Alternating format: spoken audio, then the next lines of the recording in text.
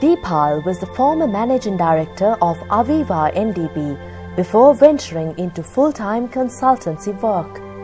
He counts over 30 years of experience in sales, advertising, marketing, human resources, and strategic planning. He pioneered promoting management concepts in simple Sinhala through his book series Singhaling Business and has authored 15 books published here and overseas. He takes a keen interest in bringing in the Asian wisdom to the modern-day management practices, and in that he plays a leading role in introducing practices such as mindfulness to business executives. He is a past president of Sri Lanka Institute of Marketing and had served on the councils of universities of Kelaniya and Moratuwa, National Administrative Reforms Council, Presidential Task Force for English, and National Teacher Education Authority. During the last 3 years, he served as the Commissioner of the Sri Lanka Inventors Commission as well. Welcome to Inward Bound for Mindful Living. My name is Shaveen Bandardanayaka. Today and throughout the series, we will have a very interesting guest with us. Now, you've heard the introduction before this program started. So who I have with me today is Mr. Deepal Suryarachi. Thank you ever so much, sir, for joining us today. My pleasure. Okay, so we've actually heard who you are, but since you're a marketeer and since you're an advertising professional itself, so I thought maybe I should direct to you your very own elevator pitch. So who exactly is Deepal Suryarachi? I never expected you to ask such difficult questions at the beginning. I thought this is going to be a friendly interview. but you have to answer, sir. You have to let us know, in your own words, who exactly Deepal Suryarachi is. Yeah. Let me explain it in few steps. I started my career as a sales clerk in a shop in 1980, writing bills for roughly about $35 a month. And from there I moved on to, as you said, into advertising, marketing, and then later on I joined Eagle Insurance, and where I spent almost 20 years. I ended up as the managing director of that company. That's one side of my life. The other side of my life, I had been exploring life itself through various experiences and experiments. So in a way you can see me as a person who has either balanced or tried to straddle both sides of life.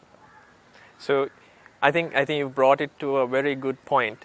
It's basically a rags to riches story, if I may say so, from a clerk to a CEO.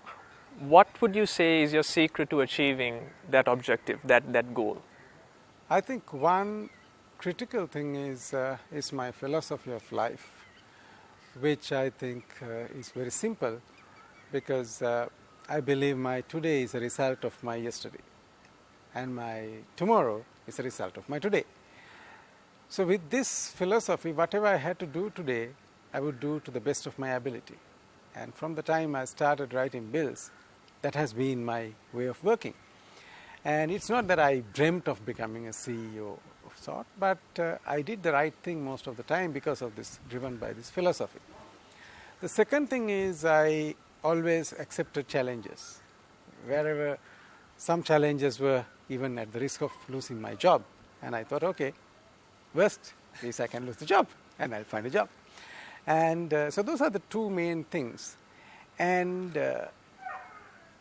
as for the person who Deepal is and for my success, I was very fortunate to get involved in this practice of mindfulness at very early stages of my career. That was in 1980. I was just 20 years. And ever since I figured out there was a close nexus between being who you are, to be authentic, and to be really be with whoever that I am with, which I felt was the most important thing to be successful, where you can have authentic, deep, genuine relationships. Because at the end of the day, corporate success is a result of relationships. Absolutely. Now, obviously, we'll be diving deeper into these concepts throughout this series, but for the unacquainted, and just to set a foundation, a stepping stone, so to speak, what exactly do you mean by mindfulness? Thank you for asking that question. I think it's a normal being's ability to be aware. Right? Let's take this.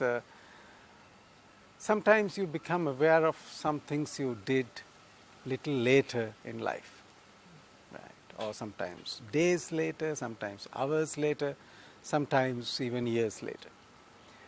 Sometimes you become aware of what you are going to do just before you start doing it. Sometimes you become aware of what you are doing halfway through the process. For example, you meet someone and you start relating a story, and then halfway you realize, no, I shouldn't be telling this story to him. That's one level of awareness. And of course, I shouldn't have done that kind of realization comes to most of us most of the time. Now, mindfulness is developing this simple capability to a higher level, like a skill. Now, why I call it a skill is a skill is a normal capability that can be developed by constant practice. For example, if you can speak, chances are that you can sing. Right? Not that everybody can be a singer. To be a singer, you should constantly practice it with some guidance.